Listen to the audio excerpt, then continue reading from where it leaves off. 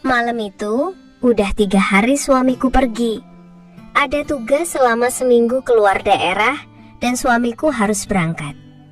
Ya, biasanya kalau sehari aja nggak ketemu, pasti aku sama suami keangen banget. Bisa sampai baper rasanya. Makanya, walau dia ada di sana dan aku di rumah ini, kami tetap saja bisa seperti itu dengan menjalin komunikasi telepon. Tapi, pas lagi asyik-asyiknya teleponan sama suami, aku jadi nggak sadar kalau Andi, adiknya suamiku, melihat semuanya. Salahku juga. Pas Andi pergi ke kampus sore tadi, aku lupa nanya apa dia pulang atau seperti biasa nginep di kampus. Soalnya, selama ini anak itu kalau perginya sore pasti nginep di sekretariat Mapala di kampusnya dan baru pulang paginya. Namun ternyata malam itu Andi pulang ke rumah. Katanya udah manggil-manggil, tapi aku nggak dengar ketukan pintunya. Makanya Andi langsung masuk aja, karena emang baru jam 9 malam dan aku belum mengunci pintu depan seperti biasanya. Aku jadi kaget, anak itu tiba-tiba udah berdiri di hadapanku. Padahal aku lagi rebahan di sofa, teleponan sama suami. Yah, tahu sendiri deh, wajahku pasti memerah dan merona saat itu karena tahu kalau Andi sudah lama memperhatikanku. Habisnya gimana? Aku beneran sedang fokus dan seru banget teleponan sama suamiku, kakak kandung Andi sendiri. Pikiranku langsung kacau jadinya. Jadi merasa dalam posisi yang serba salah dan kayak mendadak jadi lupa cara bicara. Aku mau bilang ke suami, udah dulu ya mas teleponannya karena ada Andi adik kamu, tapi suaraku nggak bisa keluar. Apalagi sebelum teleponan sama suami tadi, suamiku sempat nanya apa adiknya ada di rumah atau nginep di kampus. Ku jawab, Andi udah ke kampus sejak sore, paling juga nginep di kampus dan gak pulang seperti biasanya. Dia kan gitu mas. Nah, karena aku sendirian aja di rumah, makanya suami ngajak aku teleponan. Aku mau pindah ke kamar tapi gak boleh. Katanya nggak apa-apa di sofa depan TV juga teleponannya. Lagian aku kan sedang sendirian aja di rumah nggak ada Andi. Jadi aku makin bingung deh. Sementara Andi kayak terpaku dan membeku tanpa suara, hanya menatapku yang ada di sofa. Rasanya aku mau secepat mungkin menyudahi telepon dan merapikan daster yang sedikit tersingkap dan kusut. Atau segera menyuruh Andi ke dapur saja, karena makan malamnya juga sudah aku siapin sejak habis maghrib tadi. Tapi seperti Andi, aku juga malah membeku sesaat, bingung harus gimana, antara malu dan agak gimana gitu deh. Untungnya suamiku di seberang sana lebih dulu bilang padaku untuk menyudahi teleponnya, karena dia sudah selesai. Ya biasa deh suamiku, kalau kangen aja, kayak yang gimana gitu. Gak ketahuan rasa rindunya sama aku istrinya. Tapi giliran udah ketemu atau teleponan, paling cuma sebentar, terus udahan dan sibuk lagi sama pekerjaan kantornya. Kata suamiku, makasih ya sayang, kamu istirahat deh. Aku masih ada kerjaan nih di hotel tempat nginepnya, kata suamiku.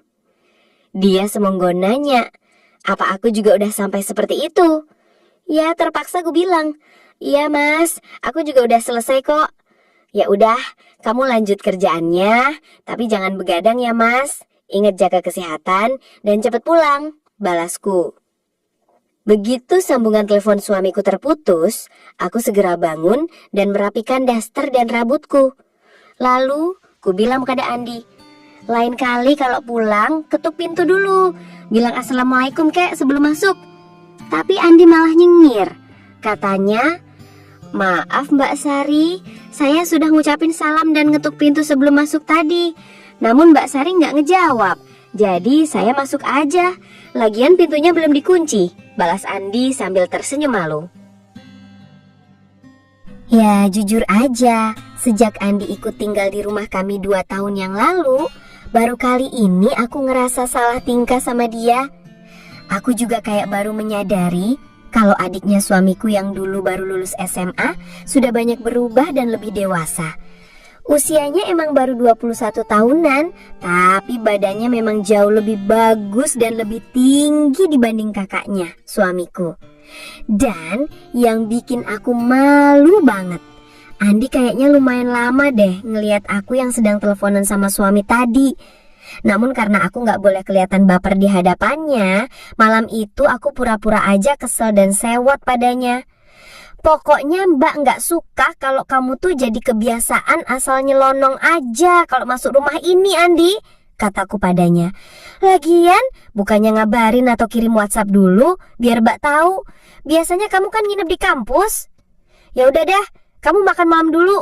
Tuh, sayur lodeh sama ikan bawalnya udah Mbak siapin di dapur, celotehku padanya. Andi jadi tertegun.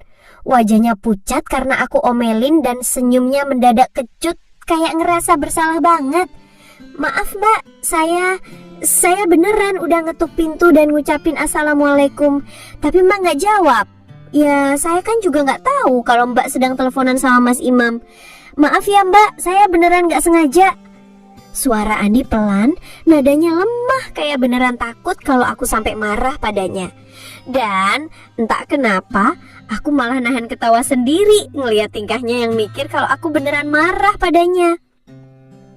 Malam itu aku akhirnya masuk kamar sambil senyum sendiri, sementara Andi segera ke dapur untuk makan malam.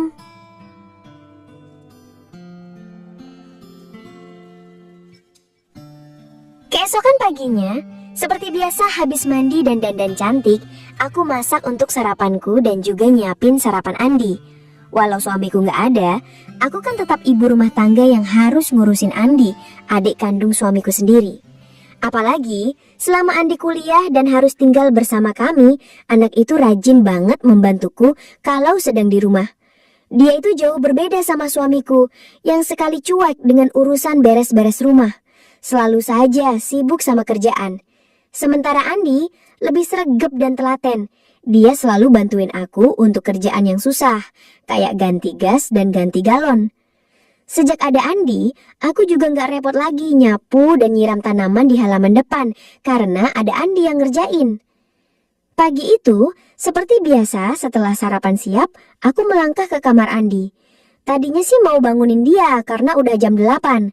Ya biasanya juga gitu, anak itu suka bangun kesiangan karena malamnya begadang main game online di HP. Namun, baru saja mau masuk ke kamarnya, aku yang jadi tertegun kayak Andi semalam. Semua jadi kebalik deh. Soalnya, Andi udah bangun dan udah selesai mandi. Malah dia kelihatan sedang sibuk banget sendirian seperti itu. Dia kayaknya baru selesai mandi, masih handukan dan belum ganti pakaian, sambil duduk di tepi ranjang membelakangiku. Samar-samar ku dengar Andi kayak nyebut-nyebut namaku. Mbak Sari. Oh, Mbak Sari. Pokoknya jelas itu namaku yang disebut. Ya jelas saja, jantungku jadi berdebar. Kok bisa-bisanya si Andi kayak gitu? Sibuk sendiri sambil memanggil namaku. Jadi penasaran deh aku saat itu. Apa yang sedang dipikirkan Andi? Apa dia sedang berimajinasi atas diriku? Istri kakaknya? Hah, nggak tahu deh. Yang jelas pagi itu aku mengajatkannya. Sebab seperti biasa juga aku manggil Andi di kamar. Andi, kamu udah bangun toh? Ayo sarapan sama Mbak. Itu nasi goreng sama teh anget udah Mbak siapin, kataku. Andi tersentak dan berbalik menghadapku. Wajahnya kaget bercampur malu. Dan aku juga jadi kaget dan jadi salah tingkah. Soalnya waktu Andi kaget dan berdiri, aku jadi sempat melihat semuanya, yang pasti sangat membuatnya malu saat itu. Mbak Sali. Oh iya Mbak, saya sudah bangun kok. Nanti saya ke dapur Mbak untuk sarapan. Hari ini saya nggak kuliah, jadi nggak masalah kalaupun telat sarapannya, kata Andi yang berusaha tetap bersikap wajar saja di hadapanku. Ya udah deh, kamu ganti pakaian Gi. Mbak tunggu di dapur ya, biar kita sarapan bareng, balasku lalu beranjak ke dapur. Setiap langkahku ke dapur, pikiranku jadi makin penasaran dengan apa yang sempat kulihat tadi. Aku juga heran jadinya. Masa iya Andi punya perasaan sama diriku? Aku kan jauh lebih tua, udah 34 tahun. Dan aku juga kakak iparnya. Tapi anehnya, kalaupun iya, kenapa dalam hatiku aku gak merasa marah atau keberatan sama sekali? Malah aku suka. Ya gak tahu deh, apa aku hanya wanita biasa yang pasti sangat tersanjung bila ada yang memuji atau tertarik padaku?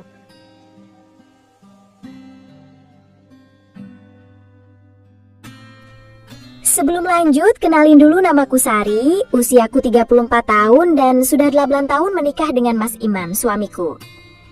Sejak menikah, aku disuruh berhenti bekerja sama suami. Katanya sih biar fokus jadi ibu rumah tangga, ngurus rumah dan anak. Tapi gitu deh, bahkan sampai 8 tahun menikah, rumah tangga kami tetap sepi, nggak ada tawa anak di rumah ini. Makanya waktu Andi lulus SMA dan melanjutkan kuliah di kota ini, aku seneng banget karena dia tinggal bersama kami. Paling tidak kan aku gak merasa kesepian lagi kalau suami kerja. Apalagi suamiku sering banget tugas luar daerah. Andi juga anaknya sopan dan rajin. Dia juga tipe cowok rumahan yang lebih betah di rumah, jarang keluyuran sepulang kuliah. Cuma baru belakangan ini saja Andi jadi sering nginep di kampus sejak 2 aktif ikut mahasiswa pencinta lingkungan. Makanya Andi tuh anaknya selalu menjaga kesehatan, rajin olahraga dan gak minum atau ngerokok selama ini. Beda banget sama suamiku yang kuat sekali ngerokok dan masih suka minum sama teman-temannya di akhir pekan. Makanya bodinya Andi pun jadi terbentuk karena sering naik gunung dan jauh lebih bagus dan atletis dibanding suamiku. Nah, pagi itu setelah aku dan Andi sarapan nasi goreng, akhirnya aku ngajak Andi ngobrol, mumpung dia gak kuliah. Pagi itu, entah kenapa juga aku kok pingin banget kelihatan lebih cantik di depan Andi. Makanya aku sengaja pakai gaun pendek. Apalagi waktu itu Andi pernah kayak keceplosan muji aku cantik kalau pakai daster pendek berwarna biru laut itu. Dalam hatiku bilang, kok Andi sama kayak suamiku ya, paling suka sama daster yang aku pakai itu. Padahal biasa saja, cuma kayaknya emang adem dan halus, jadi jatuhnya sempurna di badanku. Adem juga tanpa lengan dan pendek di atas lututku. Ya, kata suamiku sih, aku tuh jadi tambah ngegemesin kalau pakai gaun kayak gitu. Jadi kelihatan makin padat berisi deh. Dan beneran, si Andi juga jadi salah tingkah waktu ngelihat aku pakai gaun yang itu. Kadang matanya nyuri pandang ke aku, tapi kalau aku tak sengaja menatapnya, dia membuang pandangan ke arah lain. Sikapnya jadi agak grogi di dekatku. Kamu kenapa sih Andi? Kok nggak kuliah hari ini? Terus ngapain juga pagi-pagi udah bangun dan kayak gitu? Padahal kamu libur. Apa jangan-jangan kamu mulai punya pacar ya? Mulai naksir cewek? Sampai males kuliah? Emang semalam kemana? Mbak jadi curiga di sama kamu Andi. Awas loh, ntar Mbak laporin ke Mas Imam kalau adiknya mulai pacar-pacaran. Aku sengaja bilang begitu, dan masih dengan nada agak ketus. Ya seneng saja sih lihat Andi yang jadi salah tingkah. Andi tersentak sebentar, terus dia ngaku kalau sampai sekarang dia masih jomblo dan gak pernah deket sama cewek. Saya gak pernah kok Mbak. Saya kan ingat pesannya Mas Imam, harus fokus kuliah sampai selesai dan jadi sarjana. Lagian saya juga pemalu Mak, mana berani deketin cewek. Saya mau fokus kuliah saja deh, jawab Andi pelan. Mbak gak percaya ah. Kamu kan ganteng Andi, masa gak ada sih cewek kampus yang ngedeketin kamu? Terus mana ada juga sih cewek yang gak baper kalau ada cewek yang agresif dan duluan ngedeketin? Tanyaku lagi. Sambil nanya gitu, aku ngasih Andi teh hangat yang baru kubuatkan. Lalu aku ikut duduk di sofa, di samping Andi. Andi menerima teh yang kusodorkan, tapi makin grogi. Kelihatan banget, dia kayak nelen ludah dan berusaha tak menatapku. Apalagi saat itu, aku santai aja, ngangkat satu kakiku ke atas kaki lainnya, lalu tanganku membentang di bahu sofa. Beneran kok Mbak, saya emang gak berani. Aduh, saya dari dulu pemalu banget Mbak, apalagi deket sama cewek. Saya kan agak introvert Mbak, makanya lebih betah di rumah, gak suka kemana-mana, jujur kok Mbak, jawab Andi. Yang bener Andi. Masa iya sih, pemuda ganteng kayak kamu gak pernah naksir sama cewek?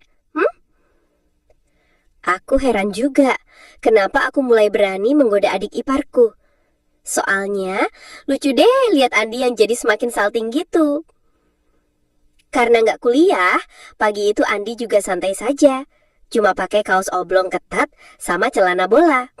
Kesannya bugar sekali. Sambil nahan ketawa, aku sengaja menyentuh lututnya dan membiarkan tanganku di situ menunggu jawabannya.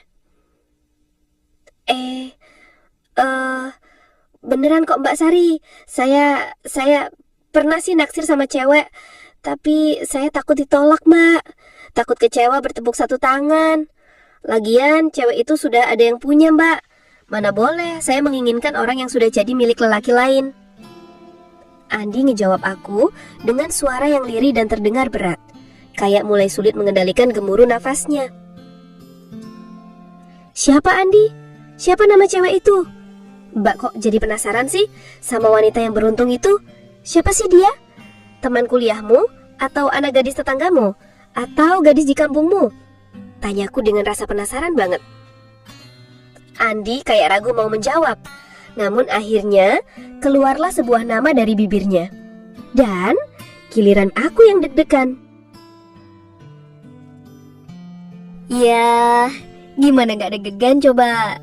Andi tiba-tiba saja menyebut namaku. Katanya, maaf loh Mbak, nama cewek itu Sari. Dia bilang gitu pelan banget, sampai aku nanya sekali lagi sambil ngedeketin kuping ke bibirnya, biar jelas yang disebutnya. Dan benar saja, Andi nyebutin namaku sekali lagi. Namanya Sari Mbak. Maaf loh Mbak, saya akhirnya jujur, kata Andi. Aku kaget sih, tapi entah kenapa hatiku malah jadi berbunga-bunga waktu tahu kalau Andi menyimpan rasa padaku. Ih, Andi, kamu serius ngejawabnya? Apa Mbak gak salah denger nih? Mbak ini kan istrinya kakakmu Andi, gimana sih? Aku mulai baper banget saat itu. Tapi tentu saja aku gak boleh nunjukin ke Andi kalau aku juga suka pada dirinya. Gak tahu deh. Apa ada wanita yang juga merasakan sama sepertiku? Aku tuh gampang banget terbawa suasana. Ya, salah Mas Imam juga, suamiku. Sejak kami nikah 8 tahun yang lalu, aku tuh kayak dikurung gak boleh pergi. Sehari-hari aku cuma di rumah saja. Pagi nganter dia ke pintu sebelum ke kantor, dan sore nyambut dia pulang kantor.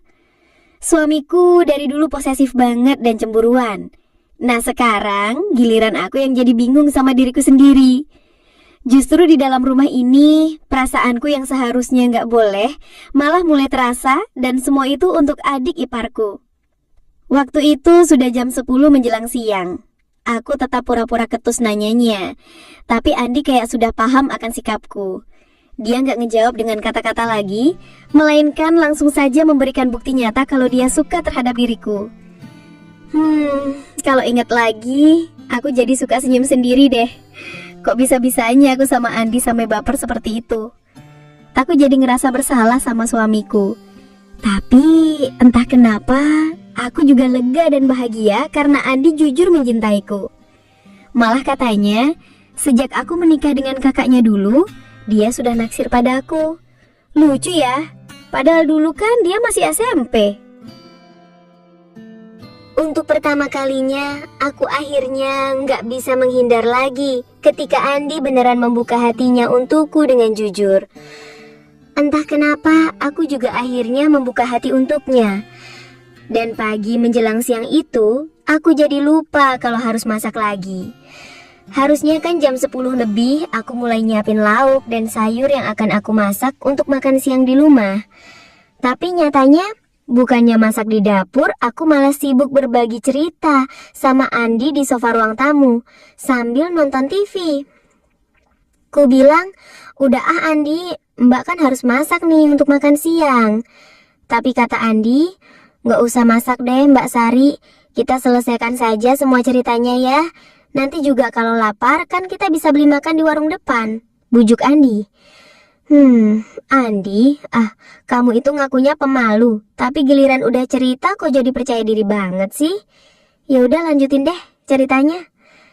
Ya lumayan lama sih akhirnya aku sama Andi siang itu. Padahal anak itu baru pertama kalinya cerita seperti itu. Kirain sih dia bakalan cepet selesai. Kayak suamiku kan kalau cerita nggak pernah lama. Aku belum hafal dia udah selesai. Namun ternyata Andi pinter banget ceritanya. Banyak variasinya dan warnanya. Juga jauh lebih panjang dan lama. Kalau sama suami aku tuh kadang belum beneran menghayati cerita. Tapi kali ini aku beneran sampai 2 kali menghayati cerita. Udah dulu ya Andi, Mbak udah capek nih. Sampai 2 kali loh Mbak hafal sama cerita kamu. Lama banget sih, bisikku. Iya Mbak, bentar lagi ya. Saya sudah hampir sampai di akhir cerita. Biar masuk semua ke dalam benak Mbak Sari. Andi bilang gitu sambil meneruskan ceritanya. Dan beneran gak lama kemudian, semua ceritanya selesai juga. Makasih ya Mbak Sari. Saya lega deh bisa menceritakan semua perasaan saya hari ini, kata Andi sambil tersenyum manis. Ku jawab, udah ah, Mbak mau ke dapur ya, mau masak dulu, udah jam 12 nih. Kamu sih lama banget ceritanya. Oh ya Andi, tapi jangan sampai Mas Imam tahu ya. Mbak gak mau ah, gara-gara ini semua rumah tangga Mbak berantakan. Aku bangun sambil merapikan gaun andalanku dan menyisir rambutku dengan jari. Andi cuma nyengir kuda melihatku. Iya Mbak, lagian mana mungkin saya ceritakan ke Mas Imam. Bisa-bisa saya yang diusir dari rumah ini, balasnya.